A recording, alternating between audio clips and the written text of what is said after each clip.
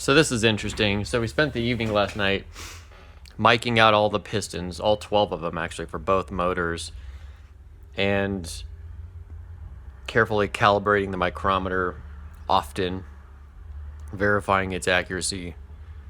And I felt like I came up with a good measurements that were repeatable, but it took getting this place up to about 70 degrees to do it.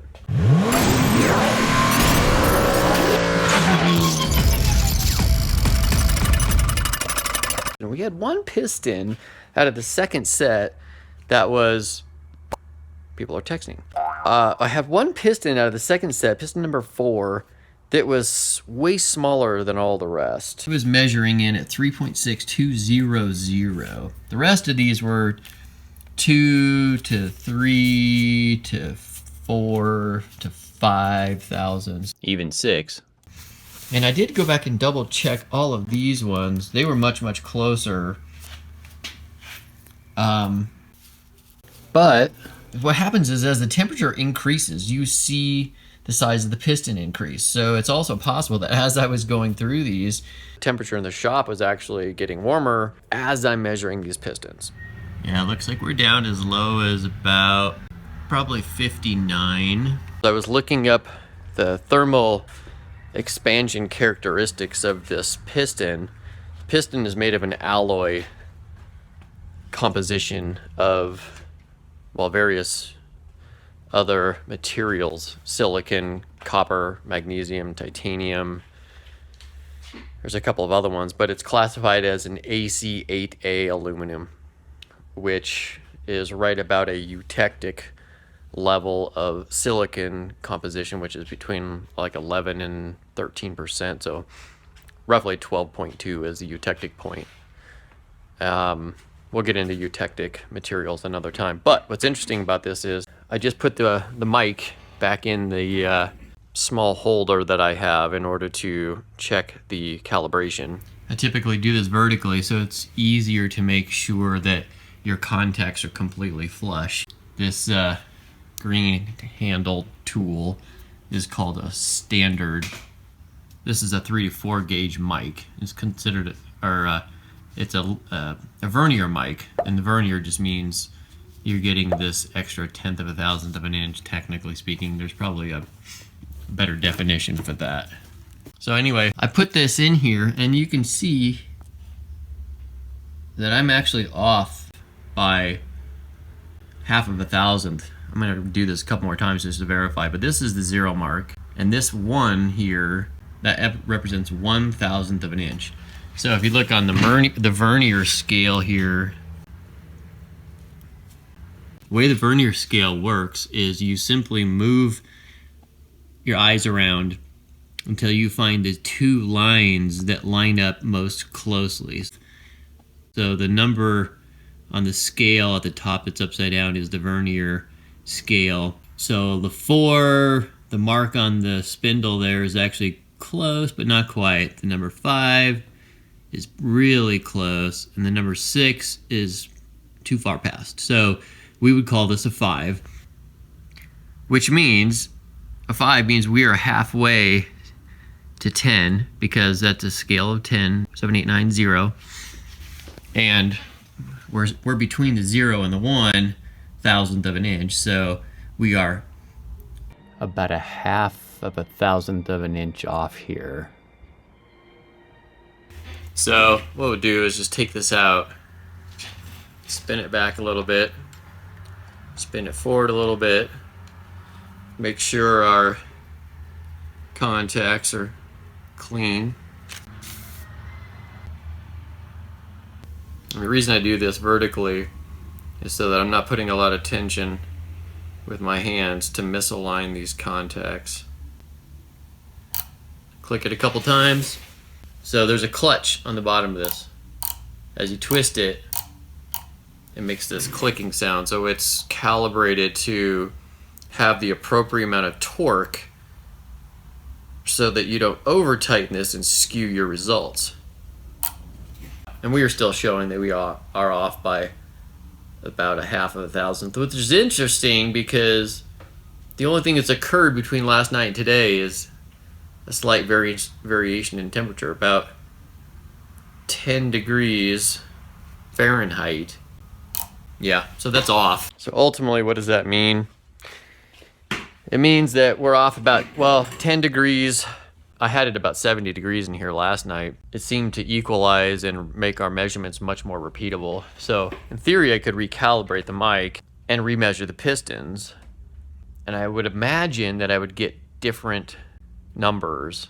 The coefficient of thermal expansion for these pistons, for this AC8A aluminum, is about 21 times 10 to the minus 6 per degree Celsius. So on a linear scale, actually that would equate to about 2/10 of a thousandth of an inch, which is pretty significant. We were probably at the better part of about maybe 8 at the max. I'll have to look up and do the equations. Technically, to determine how much the piston is going to grow in size, I would have to use a volumetric calculation in order to estimate the new external diameter of that piston, which I'll do just for the sake of argument. So we have some kind of an idea whether or not a quote-unquote close to 10 degree temperature change in the shop is enough to skew our measurement results. That seems to me that would be very, that's hard to believe. The piston temperatures got to be above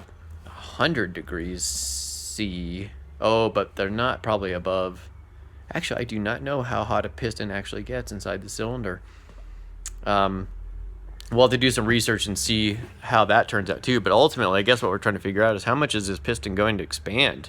And I mean, if that's the case, if I'm literally changing 2/10 of a thousandth of an inch in my measurements of the diameter of the piston just at over a 10 degree temperature change in the shop, what does that equate to in the cylinder under operating temperatures? So we got to figure out what those other numbers are. But this is crazy. I was measuring this first smallest piston that it's just been giving me all kinds of trouble measuring that one particular piston. But so I decided, well, maybe it's time to measure a different one to see if it more closely resembles the measurements from last night that I didn't have difficulty measuring. This one looks like that same 3.6200. This is definitely between 19 and 20. So the 20 in that, this number is it's the 20 in there. So 20, and then the last 0 is actually the vernier scale, which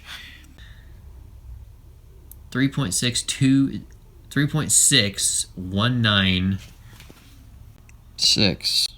That looks pretty accurate. But check this out. I put the standard back in the mic, and it's already out of adjustment. Simply the temperature must be rising. And let's go check out the temp actually.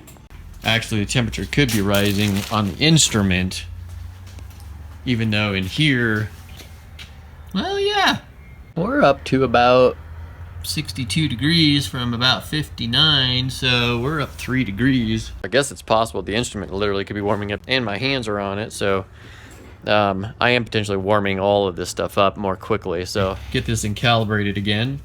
So we are off the other direction, negative about 0.5 thousandths. And so when we're off, what we do to actually calibrate this is actually we've got this little tool, and what I'll generally do is I'll lock down the mic with this little lock here.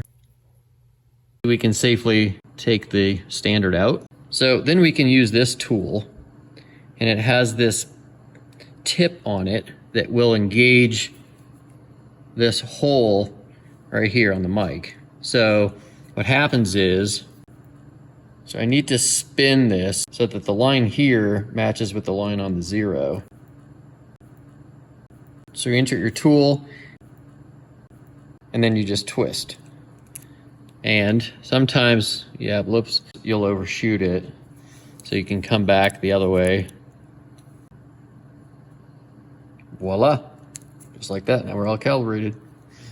Let's grab the new piston.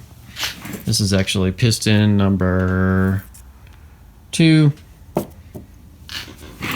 Should be 3.6205. Let's see what it is. Yeah, this one's measuring, it's smaller too.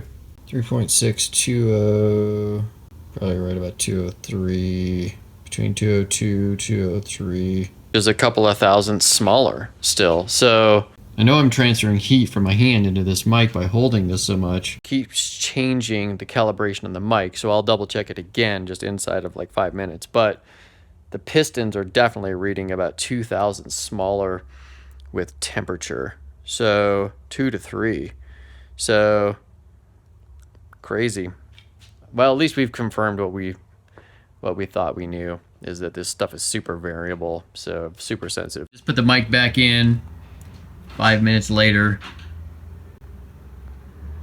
it's still lined up perfectly. Looks like it might be off by a tad on that line, but if you look on the vernier scale, it is probably just a tad with your eye, but it's not nearly as much as one. Probably off by 1/10 of a tenth, which is 1/100th of a thousandth of an inch, which we'll just chalk that up to operator error. So let's measure this other piston and see what it comes out at. Looks like 3.620, 3.6204. 3's off, 5's off, 4's dead on. 3.6204. So it's been coming up to temperature. Everything is starting to equalize. 3.6205 is what it should be. So it actually looks like, you know, the pistons in the box with all of their other piston buddies hanging out in there keeps the piston cooler, or the instruments themselves are really more sensitive than the piston. As I feel the piston, it still feels very cool. So I think I got to take this information and review it now, all the numbers we created last night. I believe that my measurements on the block are accurate and are actually pretty good. The bigger question is these pistons. Because I don't have information from NPR yet about the actual size of these pistons, we're probably going to have to rely on our measurements, in which case I'll probably have Dustin measure this out too and give me his opinion of the actual size of all of this stuff before we decide to use it. So I'll take the block and all the pistons up to Dustin and just have him measure it and see what he thinks, and at least get another measurement on this stuff before we actually start loading pistons into the block. And who knows, he may tell us that he thinks it's too tight, in which case I might have to give us a little bit of room. The other thing that I wasn't 100% jazzed about is we had Tim hone out the piston wrist pin bores a tad because they seemed really tight. And the manufacturer said they're to design and to spec. And so I had questioned the possibility of dumping those pistons.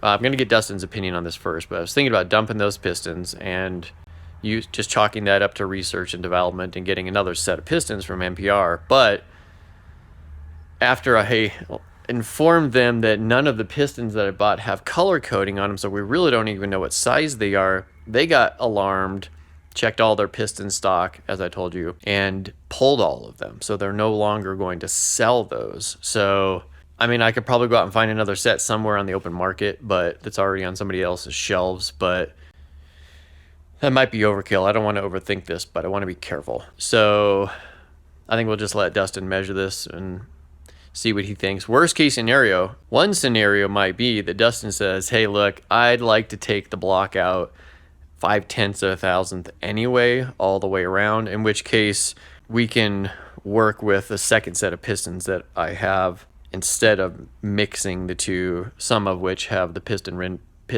wrist pin bores opened up a tad. But they weren't really that much. I guess I could even see if Dustin can measure those. But see, when you start measuring stuff like this, you got a really incredible tools. And I don't even know what the dimensions of the wrist pin bore are.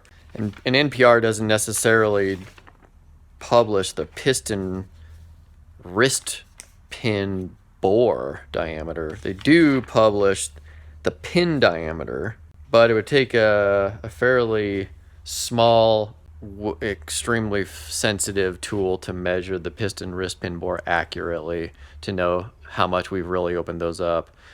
You can tell by resistance. I was in the shop last night with the various temperature changes. Some of the piston pins themselves started to loosen up inside those pistons, where previously they've all kind of been locked, and that's why I thought, they were super tight, and I was gonna have to put them in hot water in order to remove the piston pin, but they started to break loose. So the ones that did break loose, I actually added a little bit of assembly lube to them so I could, slide them back in and, you know, keep it sticky, but also be able to move them in and out of the piston itself. So I think that's what I'll do. Actually, I'll see if I can break the rest of those loose, and we'll have Dustin just look at everything and decide if he thinks, you know, it's good to go. The wrist pin bores are okay to use the old pistons, or we should chuck them, or or whether or not my measurements on the pistons and the cylinders are accurate. So, you know, all good consumers get a second opinion.